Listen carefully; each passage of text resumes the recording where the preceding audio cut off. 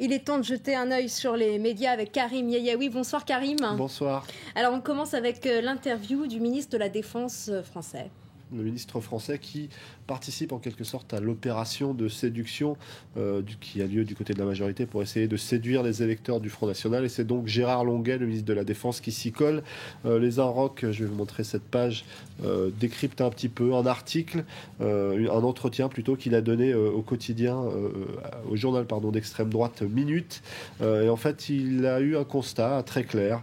Il y a une différence notable, dit-il, entre Marine Le Pen et son père. Tant mieux, car il est désormais possible de parler de sujets difficiles avec un interlocuteur qui n'est pas bienveillant, mais qui au moins n'est pas disqualifié. Donc pour lui, il est tout à fait possible de dialoguer avec Marine Le Pen. Pas de raison particulière de ne pas discuter avec l'extrême droite. Alors beaucoup soulignent que ce n'est pas tellement étonnant de la part de quelqu'un qui, dans les années 60, a fondé un groupuscule d'extrême droite justement qui s'appelait Occident. Pas sûr qu'Alain Juppé pense la même chose. Un entretien qui est aussi un appel à faire bloc. Alors regardez cette une de Minute, barrage à Hollande, faire bloc face au candidat François Hollande.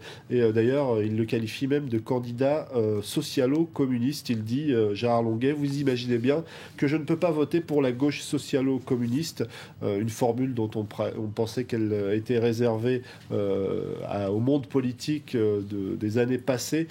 Alors cet entretien marque peut-être une rupture, une de plus à droite, avec ce ministre qui se répand dans une publication d'extrême droite pour expliquer que Marine Le Pen est un interlocuteur comme les autres. Alors évidemment, ça suscite des réactions à gauche, vous vous en doutez, mais aussi à droite, comme Rachida Dati.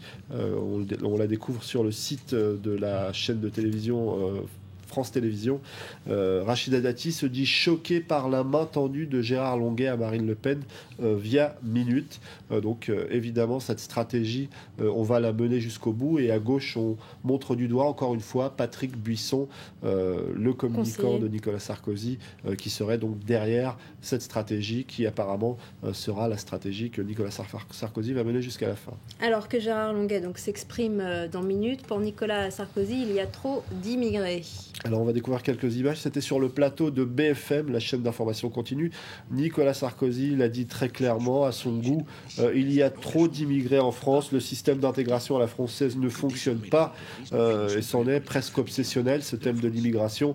On ne parle que de ça à droite. Alors c'est vrai qu'on évoque un petit peu d'autres sujets, mais clairement c'est devenu le sujet phare pour cette fin de campagne.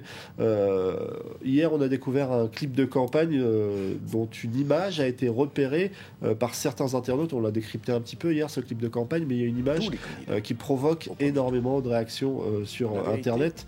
Dans ce clip qui est quasiment entièrement consacré à la question de l'immigration, eh bien, c'est cette image de douane qu'on vient de voir furtivement qui interpelle certains internautes. Je vais vous la montrer. Cette image. Je vais vous la montrer sur l'ordinateur, cette image de douane, parce qu'en fait, pour beaucoup, c'est un message subliminal. Au moment où Nicolas Sarkozy parle d'une Europe qui a besoin de se protéger, de se défendre, une Europe qui n'a plus le droit d'être une passoire. On découvre ce panneau écrit en arabe.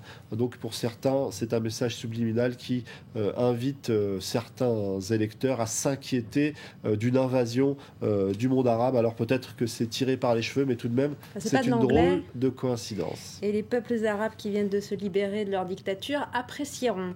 NKM et Jean-François Copé ne rigolent pas avec Twitter. Alors c'est une histoire qu'on peut découvrir un petit peu sur tous les sites d'information, comme sur le site d'Atlantico par exemple. Alors ces deux politiques, Nathalie Kosciusko-Morizet et Jean-François Copé, ont déposé plainte pour injure contre un utilisateur de Twitter qui est connu sous le pseudonyme de Soy Malo. Le voici, son compte Twitter, je vous le montre. Il les a injurés de noms particulièrement... de noms d'oiseaux. Exactement, déplacés. Enfin, il est vraiment allé loin. Mais en tout cas, ce qui est intéressant dans cette histoire, c'est que on lui réclame 1 euro de dommages et intérêts, on lui demande aussi de payer les frais de justice, mais là où c'est plus étonnant, c'est qu'on lui demande de tweeter à 466 reprises un petit mot d'excuse.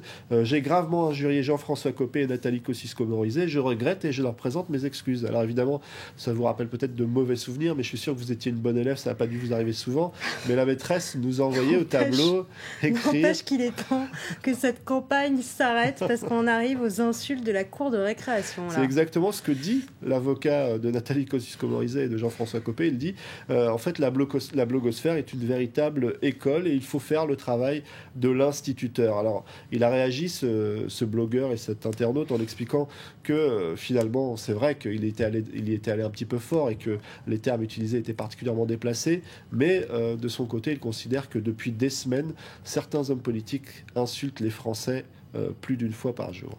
466 fois. Voilà, 466 fois. Ça vole haut. Johnny Hallyday serait désormais indésirable en Suisse. Alors, c'est ce que raconte Le Point avec pas mal de détails. En fait, Johnny Hallyday, théoriquement, vit en Suisse. Il paye ses impôts en Suisse, mais il a un petit peu trop souvent crié à droite et à gauche qu'il passe son temps entre Paris et Los Angeles.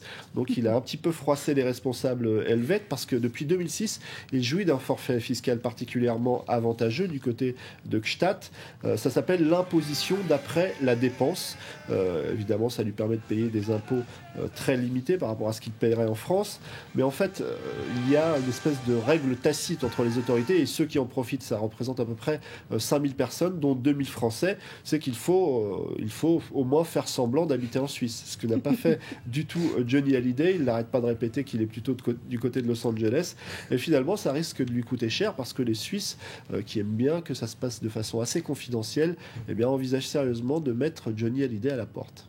Bon, c'est clair. Merci beaucoup, ça Karim. Ça va pas fort pour Johnny en ce moment. Oui, c'est difficile, les temps sont rudes. Merci beaucoup, Karim Yayaoui. On vous retrouve avec plaisir dans Chronique de campagne. Minutes. Merci. Et tout de suite, vous retrouvez sur le net.